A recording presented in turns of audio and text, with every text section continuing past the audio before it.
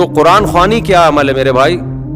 غلط ہے، اس کو ترک کر دینا چاہیے. جب کسی کا انتقال ہو جائے تو آپ اخپل طریقے سے، سب سے بہتر تو وہ چیز ہے جو منسوس ہے، جس کا حدیث میں صراحتاً ذکر ہے، وہ صدقہ خیرات ہے.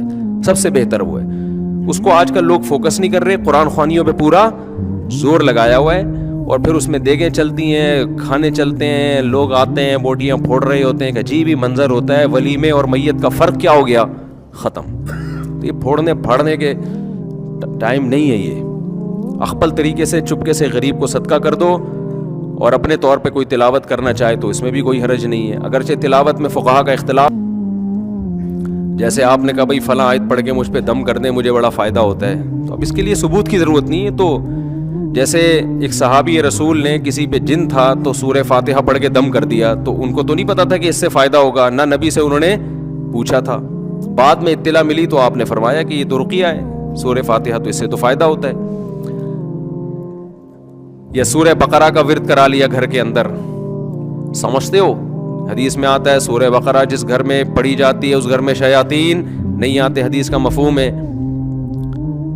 تو یہ بذات خود یہ جائز عمل ہے برکت کے لیے.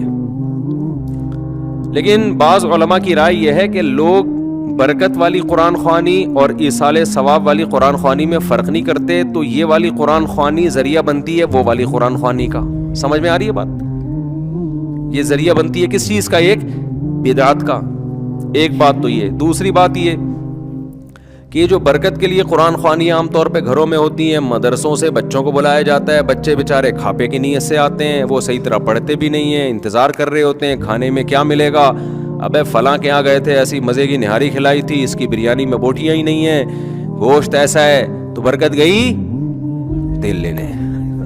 ایک قسم کا قرآن کے ساتھ کھاپے کا ذریعہ ہے یہ ایک قسم کا.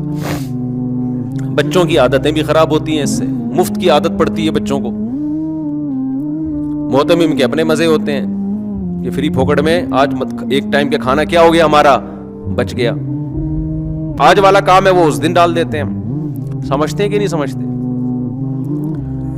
ایک ڈائری بنایا کریں ایسے، پورا ہفتہ اس میں آپ کے سامنے ہو وہ پیج، پورا ہفتہ اس میں آپ کے.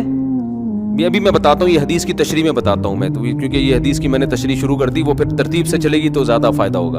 ابھی میں وہ قرآن خوانی کا وہ جلدی سے مکمل کر کے پھر وہ حدیث پڑھی ہے نا، اس میں یہ آئے گا تذکرہ انشاءاللہ. صلو علی الحبیب. تو خیر،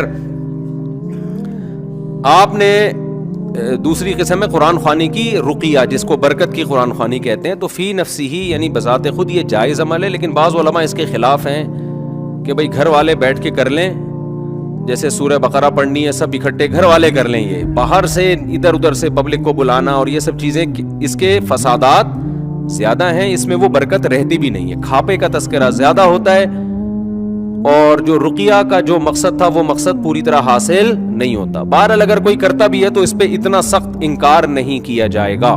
کوئی برکت کے لیے قرآن پڑھوا لیتا ہے، بے شک بچوں سے ہی پڑھوا لیتا ہے، تو فی نفسی یہ جائز عمل ہے. تیسری قرآن خوانی وہ ہے جو اتفاق سے لوگ جمع ہوتے ہوں کسی ترتیب کی وجہ سے.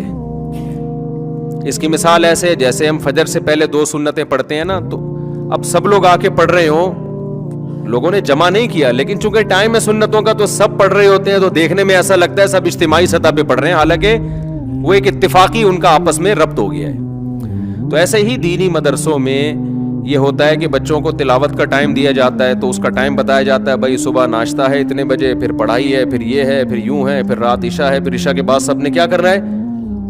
قرآن کی تلاوت کرنی ہے. تو یہ ایک نظم کے تحت ہے. اس کو وہ قرآن خوانی، وہ والی قرآن خوانی نہیں کہیں گے جو بدعت ہے، یہ تو ایک نظم کے طور پر. بعض فوجی اداروں میں ہمیں دیکھنے کو ملا، رینجرز کے ایک بڑے آفیسر تھے، انہوں نے بتایا کہ ہمارے ہاں فجر کی نماز کے بعد پابندی ہے، تمام جتنے بھی فوجی ہیں نا، جو رینجرز کے ملازمین ہیں، وہ سب قرآن کی تلاوت کریں گے. تو ایک ٹائم دیا ہوا ہے نا، تو یہ مینجمنٹ کے لیے ایک ٹائم